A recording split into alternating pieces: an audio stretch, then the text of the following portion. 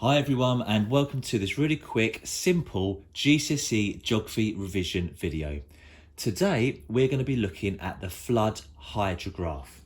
Now firstly, what does a flood hydrograph actually show?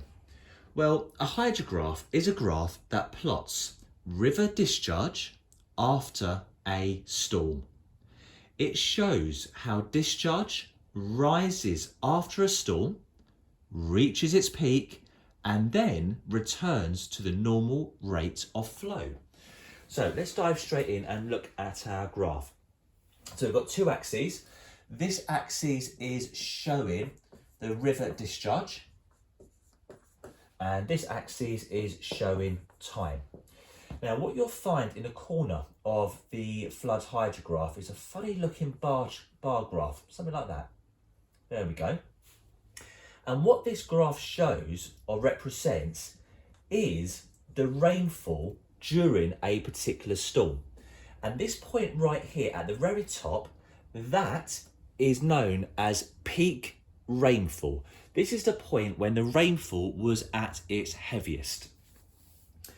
Now, of course, within this area, there's going to be a river channel, and we're going to put on the river flow, the river discharge now. And here it is, up and back down. Now, when you see this line, what I want you to think of a river channel and think of the river level in that river channel. So imagine that this line is this line right here. And as the river level in this channel, as it rises, think about this line rising as well. And as this river level drops back down, think about this line dropping down. So this line is representing the river level in a given channel within this area. And this point right here, this is known as peak discharge. So peak rainfall, peak discharge of the river channel. Now there's one more point to add to this, and that's the time relationship between peak rainfall and peak discharge, which is known as the lag time. So if I just put some hours on this graph quickly, there we go, look, these are my hours. So 1 hour, 2, 3, 4, 5, 6, 7, 8, you get the idea. So we can work out the lag time between peak rainfall and peak discharge. And what this essentially means is this is the length of time it took for the rainfall to be at its greatest to the river within that area also being at its fullest. So the lag time for this particular storm, for this particular river, would be, if you look at my time at the bottom, so you've got 1 hour, 2, roughly, so 1, 2, let's round it up about 2.5 hours. So hopefully you can see that. So if we draw a line down here, very roughly, you're looking at about 2.5 hours. Okay, so we've got 2.5 hours. Okay. Now let's put on another river. Let's take it to the next stage. Let's put on another river to see how the lag time of that river could be different. All right. So this is going to be another river to show the discharge of that particular river. This time it's going to rise really slowly. It's not going to peak as high and then it's going to drop down again, okay? So that's river A, this is river B. Now, if we look at this one, so obviously look at the river discharge, it's rising, rising, rising, rising, rising. There it is, peaks. So right at the top there, that's the peak discharge. So if we put our line going up, now we can see, I'm going to put another line here, the lag time for river B is far much longer than it is for river A. Now there's a reason for that. Well, actually there's a few reasons actually for that. And obviously to get the higher grades at GCSE, not only do you need to know what this shows, but you need to know why it shows it.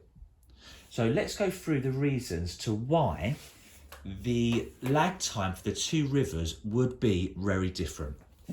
So what I'm going to do is I'm just going to write down the different factors which can influence the shape of this flood hydrograph. Now the first factor that can influence it is the basin, the river basin size. So for example, with River A here, this probably has a really small basin which can lead to rapid water transfer. River B has a much longer lag time, probably because it's got a larger river basin, resulting in a slow water transfer. Second factor could be rock type. Rock type. So looking at River A with the short lag time, this area probably has impermeable rock. And obviously that impermeable rock is going to encourage rapid overland flow.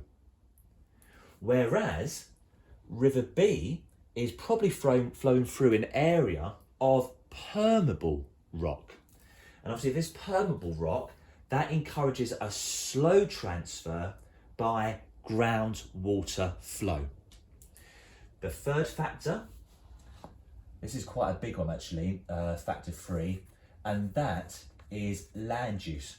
How is the land around each of those rivers being used? So if we look at River A with the short lag time, potentially this is flowing through an area which might be a city, an urban area. There may be large rates of urbanisation, which would once again encourage rapid water transfer. But River B could be flowing through a rural area, it could be flowing through a forest, which means of course there's going to be more interception, more infiltration, and the surface runoff will be slower. The next factor which could influence this could be relief. So how steep or flat is the landscape? So River A could be flowing through an area which is really steep, so the surface runoff is going to be much greater. River B is flowing through an area which has more of a gentle gradient, so therefore the surface runoff will take a longer period of time. Number 5, the fifth factor, is soil moisture. So once again, River A could be flowing through an area where the soil is saturated. It cannot take in any more water, which would lead to rapid overland flow. But then River B could be flowing through an area which has really dry soil, which obviously soaks up, there's more infiltration, and the surface runoff is slower. And the last one that we're going to look at is the intensity of rainfall. Rainfall intensity. So obviously if you've got a storm where the rain is really intense, and also I suppose another word you could throw in here is prolonged rainfall. If you have very intense prolonged rainfall, the surface runoff within this catchment, it is going to be quicker as opposed to River B.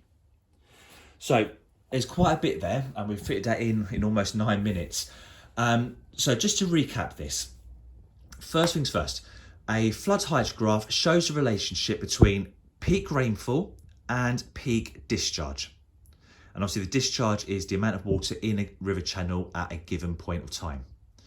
And obviously the time between peak rainfall and peak discharge is called the lag time. And different rivers, River A and River B, are both going to have different lag times for the reasons that we've listed up there. Basin size, rock type, land use, relief, soil moisture, and rainfall intensity. Right, well, hopefully that was simple enough and it was useful. And if it was, please do give this video a like and add a positive comment down below, and don't forget to subscribe to this YouTube channel. Hope that was useful. I'll see you in the next video. Take care. Thanks for watching.